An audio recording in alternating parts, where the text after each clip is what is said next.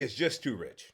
On one side, you have this political apparatus that really encompasses an ideology that's violent, aggressive, coercive, and they're painting the picture of an opposition party that they say is really, fascist and king like. Let's take a look.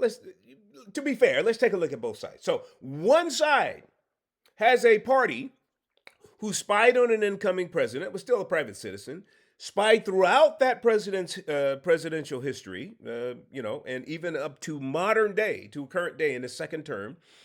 That particular party actually also went after that president when that president was running for a second term, tried and actually their ideology encouraged the shooting of that president to the extent that that president there was an attempted assassination. Fortunately, it didn't happen.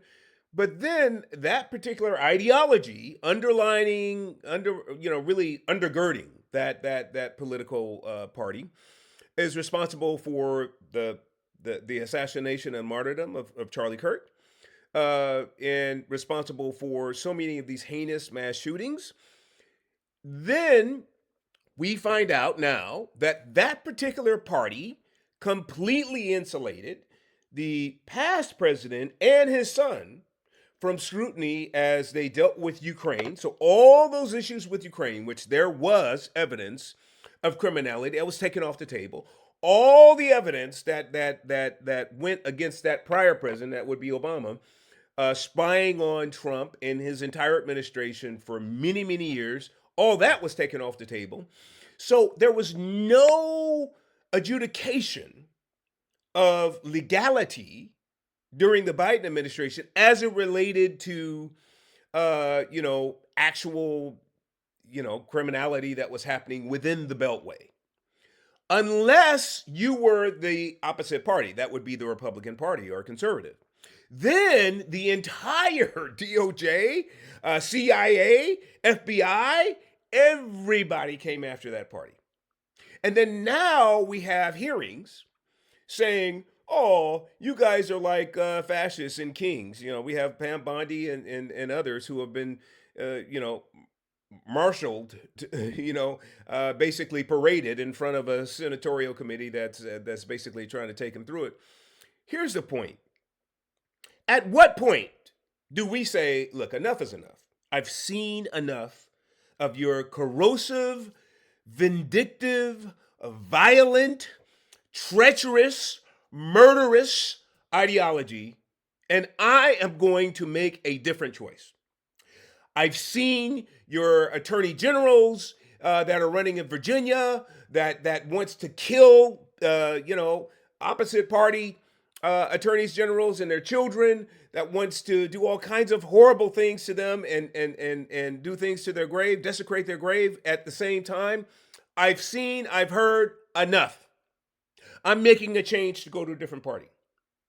Not necessarily because I'm following ideology, but because I'm a rational, fun-loving, faith-loving, God-fearing person that needs to identify with something that is closer to reality, that is closer to liberty, that is closer to justice. There is no perfect party. There is no perfect ideology. I understand that. But when we have people that are telling us aggressively in our face that, look, we can do anything and everything. We can put you all in jail. We can do whatever. We can, attempt to assassinate people. No problem. We'll cover it all up, and we have our people in place, and we're going to do this.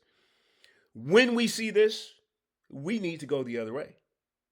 When are you dyed in the wool Democrats who worship at the altar of this religion called Democratic Party? When are you going to say, look, I'm going to stop worshiping this thing, and I'm going to really begin to worship the one true God, Elohim? When are you going to repent? Really, honestly, sincerely, this is a sincere question. When are you going to repent? I'm encouraging you to do that because we must do that, and then start to do the right thing. That's a question. It's a question for all of us. But in particular, you guys who are smitten with this corrosive, divisive, demonic, um, and I think in so many ways irredeemable ideology? When are you going to repent and actually start to do the right thing? That's a sincere question. I hope you consider it. I'll see you next time.